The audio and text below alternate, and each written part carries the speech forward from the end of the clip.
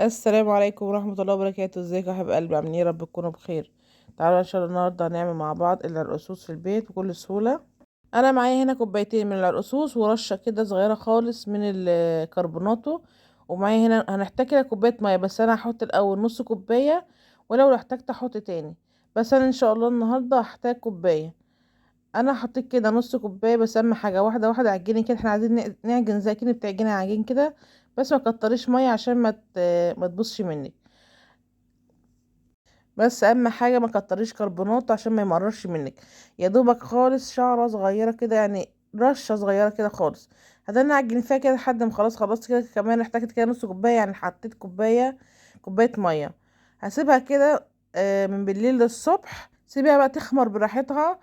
وبعد ما تخمر بقى هنجيب اهم حاجه، تجيبي شاشه تكون تقيلة كده عشان ما تطلعش رواسب. خلاص كده خمرت. سبتها من بالليل للصبح. انا جبت كده عندي حتة بيضة كده، عاملاها طبقتين عشان ما تنزلش رواسب. بعد كده اربطيها، وبعد كده بقى تجيبي مية. تجيبي كده 3 لتر مية، تقومي حطاها كده سايبها ربع ساعة، هتنزل كل الرؤوس اللي فيها. هتدنك تنزلي فيها كده لحد ما تنزل كل العصارة اللي فيها، وبعد كده اعصريها وخلاص كده اصبح معانا العرقسوس جهز. وهو ده شكل العرقسوس بتاعنا. اي شكل تاني هتلاقيه حاطين عليه اللون الاسمر، بيبقوا حاطين عليه لون عشان يدي اللون الاسمر بتاع العرقسوس، لكن ده العرقسوس الطبيعي. لو عجبكم بقى يا حبايب قلبي العرقسوس بتاعي، ما تنسوش تشتركوا في القناة وفعلوا الجرس علشان يوصلك كل جديد.